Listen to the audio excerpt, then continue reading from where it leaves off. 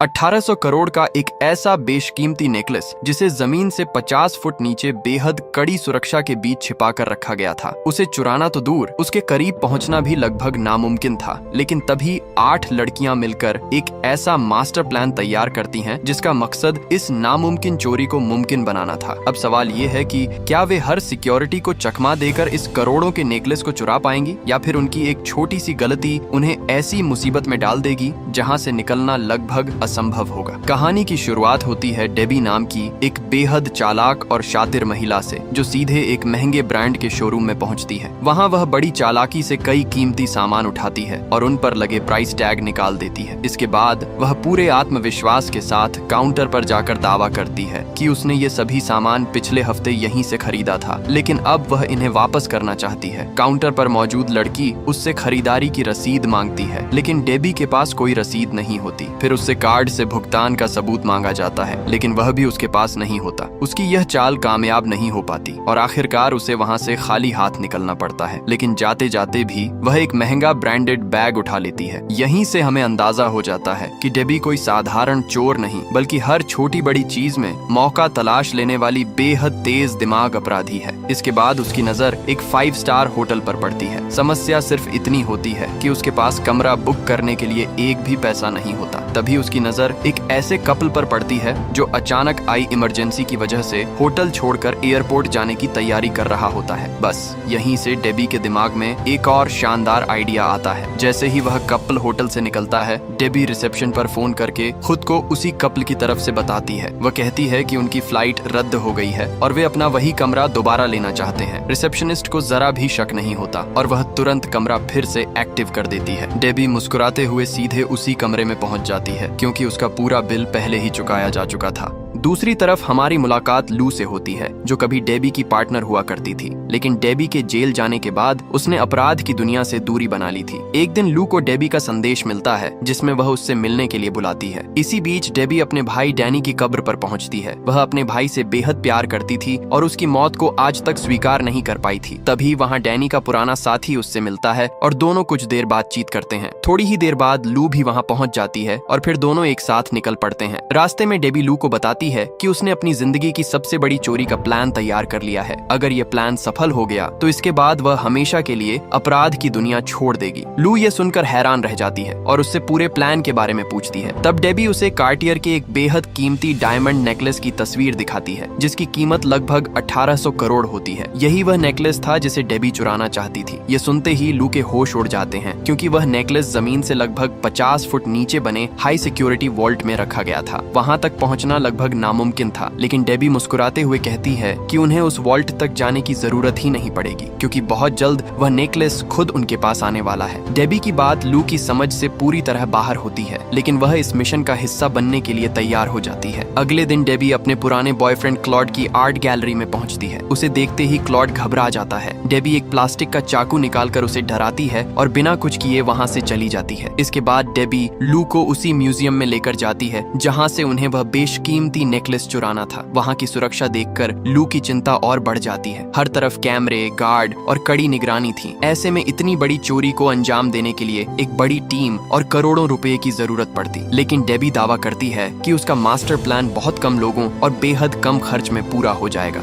जब लू उससे इस प्लान का राज पूछती है तो डेबी उसे सीधे एक प्रेस कॉन्फ्रेंस में ले जाती है। वहाँ एक मशहूर एक्ट्रेस मौजूद होती है जिसका नाम डैफ्नी था, और यहीं से डेबी अपने सबसे खतरनाक मिशन की पहली चाल चलने वाली थी। प्रेस कॉन्फ्रेंस के दौरान एक रिपोर्टर डैफ्नी से पूछता है कि इस साल होने वाले मेट गाला में वह किस डिजाइनर की ड्रेस पहनने वाली है। इस पर डैफ्नी जवाब देती है कि उसने अभी तक कोई डिजाइनर तय नहीं किया है। ये बात सुनते ही लू को समझ आ जाता है कि डेबी का अगला निशाना कोई फैशन डिजाइनर बनने वाला है। दरअसल मेट गाला दुनिया के सबसे बड़े फैशन इवेंट्स में से एक है, जहां हर साल दुनिया भर के बड़े बड़े एक्ट्रेस एक खास थीम के अनुसार तैयार होकर आते हैं। इस बार की थीम यूरोपियन रॉयल्टी थी और डेबी ने अपना पूरा मास्टर प्लान इसी थीम को ध्यान में रखकर बनाया था, क्योंकि डैफ्नी ने अभी तक अपना डिजाइनर नहीं चुना था। इसलिए डेबी और लू अब ऐसे डिजाइनर की तलाश में निकल पड़ती हैं जो किसी तरह उसके करीब पहुंच सके। कुछ समय बाद उन्हें रोज नाम की एक फैशन डिजाइनर मिलती है। एक समय था जब फैशन की दुनिया में रोज का नाम बहुत मशहूर हुआ करता था, लेकिन समय के साथ उसके डिजाइन पुराने लगने लगे और लोग उसे भूलने लगे, और वो धीरे धीरे वह भारी कर्ज में डूब गई और हालात इतने खराब हो गए कि बैंक ने उसका पासपोर्ट तक जब्त कर लिया ताकि वह देश छोड़कर भाग न सके।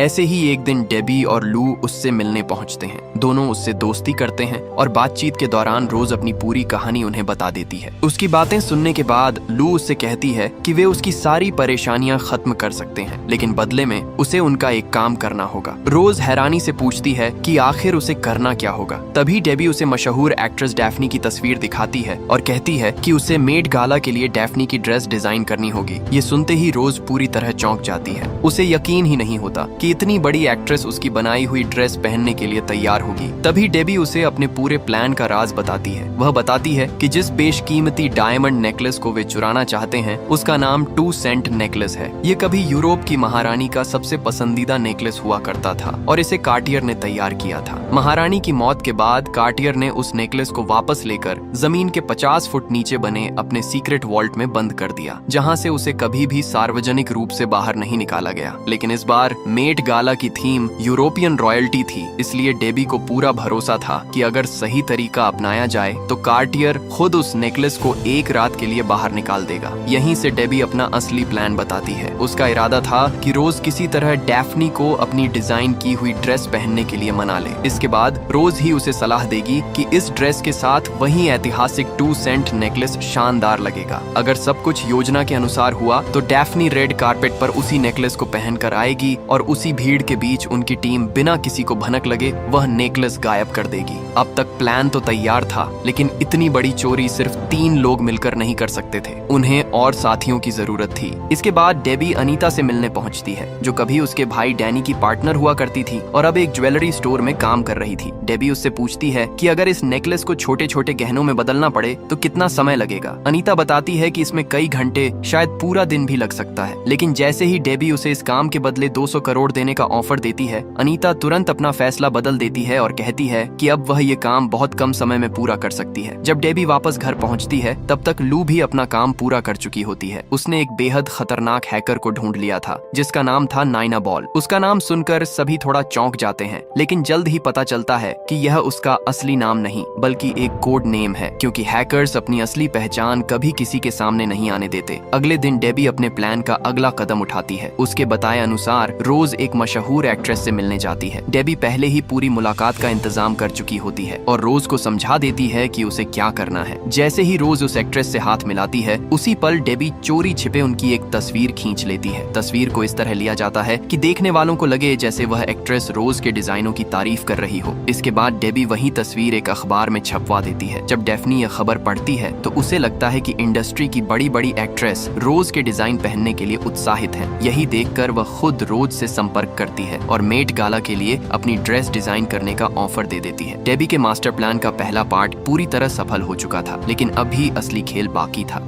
अब उन्हें ऐसी एक्सपर्ट चोर की जरूरत थी जो सैकड़ों लोगों के बीच किसी चीज को बिना किसी को पता चले गायब कर सके। काफी तलाश के बाद उन्हें सड़क पर करतब दिखाने वाली कॉन्स्टेंस नाम की एक लड़की मिलती है। वह जादू की मदद से लोगों का सामान पल भर में गायब कर देती थी और आज तक कभी पकड़ी नहीं गई थी। उसकी यही कला देखकर डेबी उसे तुरंत अपनी टीम में शामिल होने का ऑफर देती है और कॉन्स्टेंस बिना ज्यादा सोचे इस मिशन के लिए तैयार हो जाती है। इसके बाद डेबी अपनी पुरानी साथी टैमी के पास पहुंचती है। टैमी भले ही कहती थी कि उसने अपराध की दुनिया छोड़ दी है, लेकिन जब डेबी उसके गैरेज में पहुंचती है तो वहां अब भी चोरी का ढेर सारा सामान रखा हुआ मिलता है। शुरुआत में टैमी इस मिशन में शामिल होने से साफ इनकार कर देती है, लेकिन जैसे ही डेबी उसे पूरा प्लान समझाती है वह भी तुरंत मान जाती है। अब डेबी अपनी पूरी टीम को एक जगह इकट्ठा करती है और हर सदस्य को उसकी जिम्मेदारी समझाती है। रोज का काम था डैफ्नी डेफनी को 2 सेंट नेकलेस पहनने के लिए तैयार करना। नाइनाबॉल पूरे म्यूजियम और इवेंट के सीसीटीवी सिस्टम को हैक करके हर गतिविधि पर नजर रखेगी। कॉन्स्टेंस सही समय पर डेफनी के गले से नेकलेस को बिना किसी की नजर में आए गायब करेगी। टैमी पूरे मिशन की व्यवस्था संभालेगी, जबकि लू की जिम्मेदारी चोरी के बाद उस नेकलेस को बेचने की होगी। प्लान के मुताबिक उनका पहला काम डेफनी को 2 सेंट नेकलेस पहनने के लिए तैयार करना था। रोज धीरे धीरे उससे बात करती है और उसे समझाती है कि उसकी ड्रेस के साथ कोई साधारण नेकलेस नहीं, बल्कि इतिहास का सबसे मशहूर शाही नेकलेस ही झंचेगा। शुरुआत में डेफनी थोड़ा हिचकिचाती है, लेकिन रोज की बातों में आकर आखिरकार वह मान जाती है। अब प्लान का नेक्स्ट पार्ट शुरू होता है। डेबी के कहने पर रोज और अनीता कार्टियर के शोरूम पहुंचती हैं। उनका मकसद था असली नेकलेस की हूबहू एक नकली कॉपी तैयार करना, ताकि सही समय पर असली नेकलेस को बदल दिया जाए। लेकिन इसके लिए सबसे पहले उन्हें नेकलेस का एकदम सटीक 3D मॉडल चाहिए था। समस्या यह थी कि यह नेकलेस इतने सालों से जमीन के नीचे बने सीक्रेट वॉल्ट में बंद था, इसीलिए उसकी कोई तस्वीर इंटरनेट पर मौजूद नहीं थी। मजबूरी में रोज और अनीता को खुद जाकर उसे देखना पड़ा।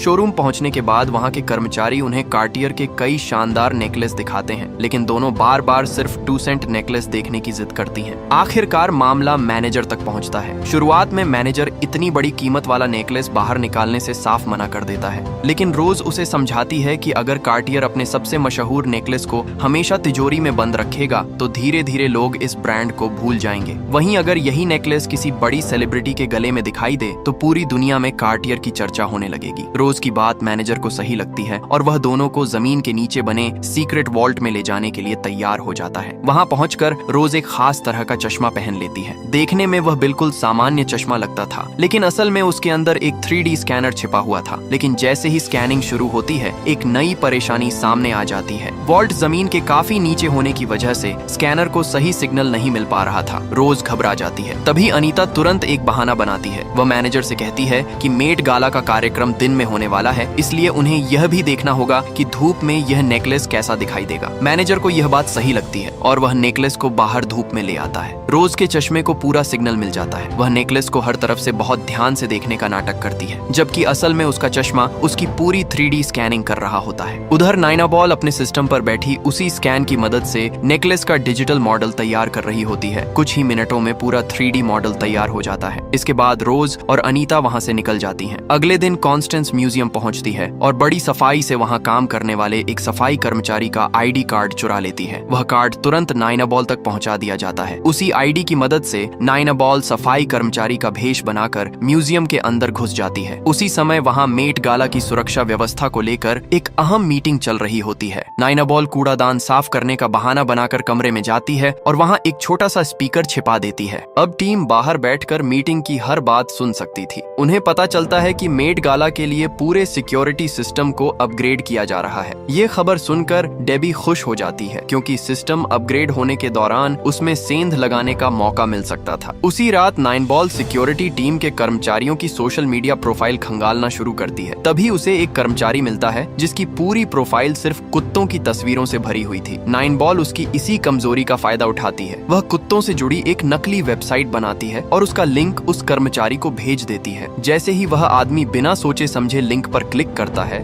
उसका पूरा कंप्यूटर हैक हो जाता है। यहीं से नाइनाबॉल को मेट गाला के नए सिक्योरिटी सिस्टम का पूरा एक्सेस मिल जाता है। अब उसके सामने म्यूजियम के हर कैमरे की लोकेशन दिखाई देने लगती है। लेकिन यह देखकर सभी की चिंता बढ़ जाती है, क्योंकि म्यूजियम का शायद ही कोई ऐसा कोना था जहां कैमरा न लगा हो। उन्हें उम्मीद थी कि कम से कम वॉशरूम कैमरों से सुरक्षित होगा, लेकिन वहां भी कैमरे लगे हुए थे। तब डेबी नाइनाबॉल से पूछती है कि क्या वह कैमरे का एंगल थोड़ा बदल कर करीब 9 फुट का एक ब्लाइंड स्पॉट बना सकती है। नाइनाबॉल आत्मविश्वास से जवाब देती है कि यह काम उसके लिए बिल्कुल आसान है। कुछ ही समय बाद टीम को एक और सुनहरा मौका मिल जाता है। वोग मैगजीन अपने नए कर्मचारियों की भर्ती कर रही थी और इन्हीं कर्मचारियों को मेट गाला की व्यवस्था संभालनी थी। अगले ही दिन टैमी इंटरव्यू देने पहुंचती है और आसानी से नौकरी हासिल कर लेती है। ऑफिस के अंदर उसे मेट गाला की बैठने की पूरी व्यवस्था वाला चार्ट दिखाई देता है। वह अपने खास चश्मे से उसकी स्कैनिंग कर लेती है और सारी जानकारी नाइनबॉल को भेज देती है। चार्ट देखते ही डेबी की नजर डैफ्नी की सीट के बगल वाली खाली कुर्सी पर जाती है। वह तुरंत नाइनाबॉल से कहती है कि किसी तरह उस सीट पर क्लॉड का नाम जोड़ दिया जाए। इसके बाद टैमी अपने सीनियर को मना लेती है कि पूरे इवेंट के खाने पीने की जिम्मेदारी वही संभालेगी। इसी बहाने वह लू को शेफ और अनीता को किचन स्टाफ के रूप में अंदर काम दिला देती है। अब उनकी टीम के ज्यादा ज्यादातर सदस्य बिना किसी शक के मेट गाला के अंदर पहुंचने वाले थे।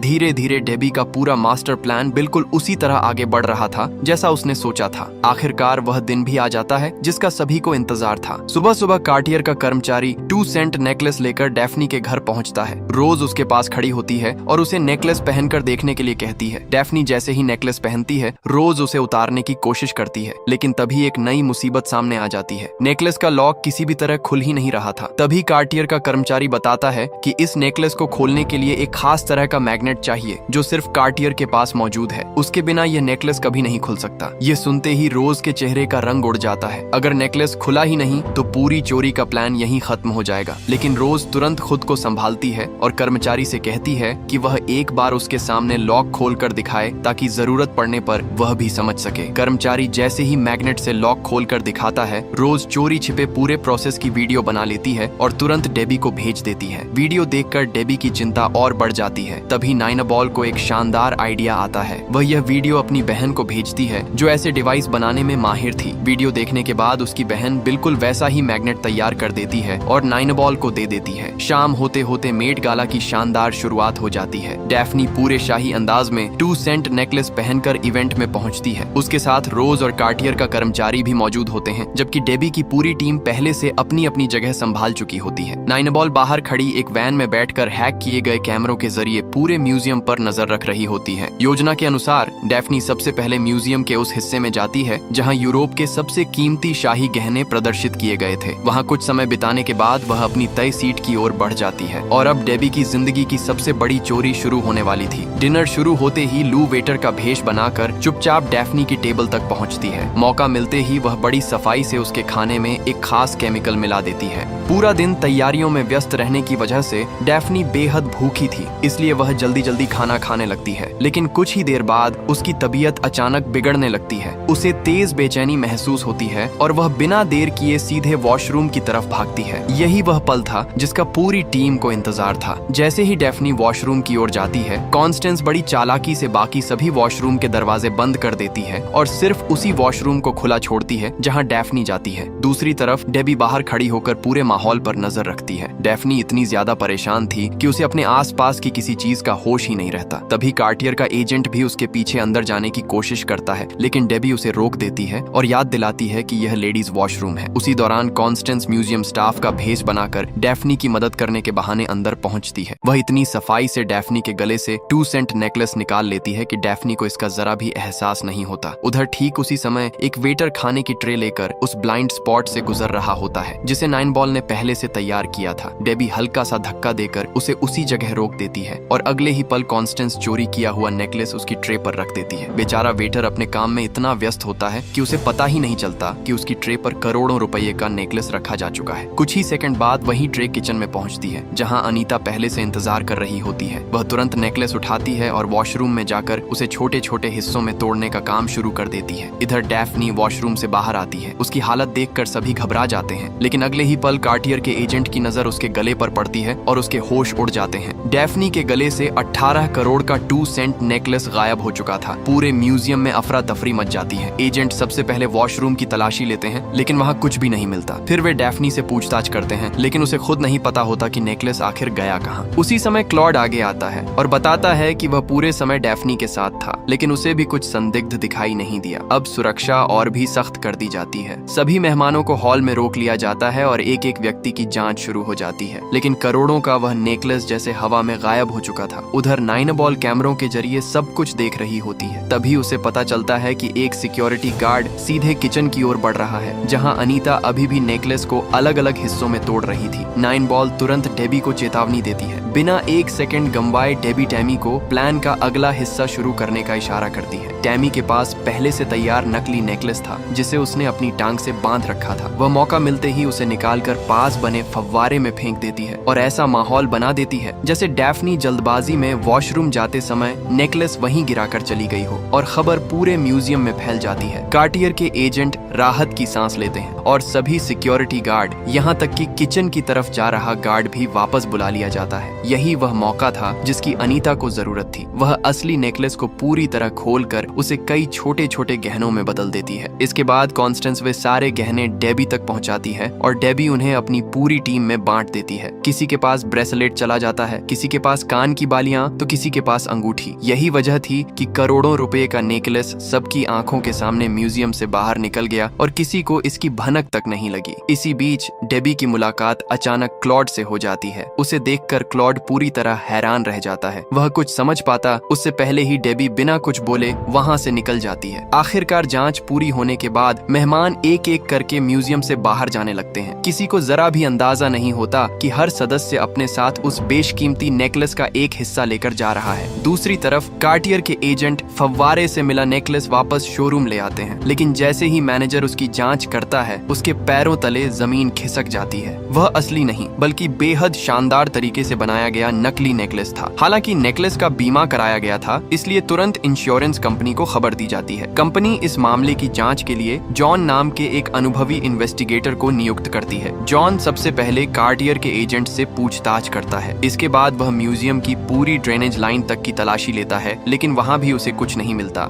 इसके बाद वह डैफ्नी से पूछताछ करता है। जब डैफ्नी को पता चलता है कि उसने जो नेकलेस वापस किया था वह नकली था, तो वह भी पूरी तरह हैरान रह जाती है। आखिर में जॉन पूरे इवेंट की सीसीटीवी फुटेज देखना शुरू करता है। तभी उसकी नजर डेबी पर पड़ती है। वह पहले से ही डेबी को जानता था, इसलिए उसका शक तुरंत उसी पर चला जाता है। उसी दिन वह डेबी से मिलने पहुंचता है और सीधे उस पर नेकलेस चोरी करने का आरोप लगा देता है। लेकिन डेबी बिना घबराए हर आरोप से साफ इनकार कर देती है। इतना ही नहीं, वह चालाकी से शक की दिशा क्लॉड की तरफ मोड़ देती है। जॉन पूरी तरह उसकी बात पर यकीन तो नहीं करता, क्योंकि उसके पास क्लॉड के खिलाफ कोई सबूत नहीं था। तभी डेबी उससे कहती है कि अगर वह थोड़ा समय दे तो वह क्लॉड के खिलाफ सबूत भी जुटा देगी। उसी शाम डेबी अपनी पूरी टीम के साथ बैठकर आगे की योजना पर चर्चा करती है कि आखिर इन हीरो को बेचा कैसे जाए। लेकिन तभी दरवाजा खुलता है और अंदर डैफ्नी चली आती है। यही फिल्म का सबसे बड़ा ट्विस्ट सामने आता है। दरअसल डैफ्नी भी इस मिशन का हिस्सा थी। सबसे हैरान करने वाली बात यह थी कि ये राज टीम के बाकी 7 सदस्यों को भी नहीं पता था। डैफ्नी काफी पहले ही डेबी की पूरी चाल समझ चुकी थी। जब रोज बार बार उसे 2 सेंट नेकलेस पहनने के लिए जोर दे रही थी, तभी उसे रोज की ओवर एक्टिंग पर शक हो गया था। यहाँ तक कि वॉशरूम में जब कॉन्स्टेंस ने उसके गले से नेकलेस निकाला, तब भी डैफ्नी को सब महसूस हो गया था। लेकिन उसने जानबूझकर किसी को नहीं रोका। उसने फैसला कर लिया था कि वह डेबी का साथ देगी। डेबी भी उसकी बात मान लेती है, क्योंकि अगर डैफ्नी उनका साथ न देती तो वह एक पल में पूरी टीम को पुलिस के हवाले कर सकती थी।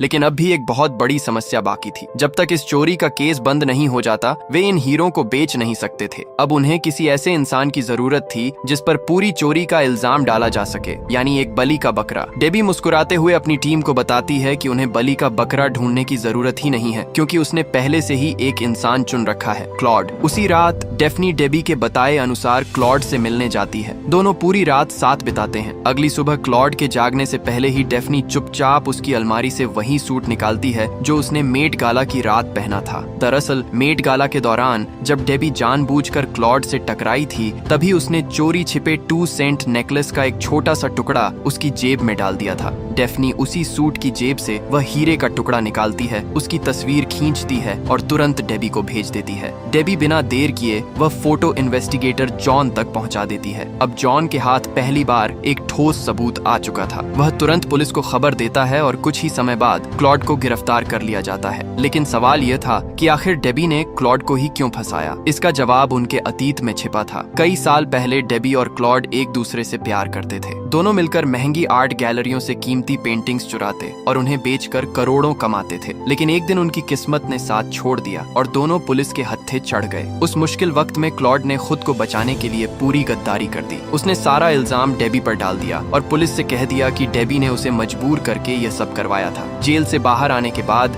डेबी ने सिर्फ एक नहीं बल्कि 2 मास्टर प्लान बनाए थे। पहला था 1800 करोड़ का 2 सेंट नेकलेस चुराना और दूसरा था क्लॉड से अपने विश्वासघात का बदला लेना। अब आखिरकार वह समय आ चुका था जब टीम उन हीरो को बेच सकती थी। लेकिन जब सारे खर्चे निकालकर हिसाब लगाया गया तो सभी के हिस्से में उम्मीद से काफी कम पैसा आने वाला था। यह देखकर पूरी टीम थोड़ी निराश हो जाती है। तभी डेबी एक और ऐसा राज खोलती है जिसे सुनकर सबकी आंखें फटी की फटी रह जाती हैं। वह बताती है कि उन्होंने सिर्फ 2 सेंट नेकलेस नेकलेस ही नहीं चुराया था। असल में उन्होंने म्यूजियम में रखे पूरे शाही ज्वेलरी कलेक्शन को ही बदल दिया था। डेबी ने अपने एक पुराने साथी की मदद से पहले ही म्यूजियम में घुसकर सारे असली गहनों की जगह बिल्कुल वैसी ही नकली ज्वेलरी रख दी थी। उन सभी गहनों की कुल कीमत लगभग $350 मिलियन यानी करीब 4200 करोड़ थी। यह सच्चाई सुनते ही पूरी टीम खुशी से झूम उठती है, क्योंकि अब हर सदस्य के हिस्से में उम्मीद से कई गुना ज्यादा पैसा आने वाला था। यहीं इस रोमांचक कहानी का अंत होता है। अगर अगला पार्ट देखना है तो कमेंट करना मत भूलना।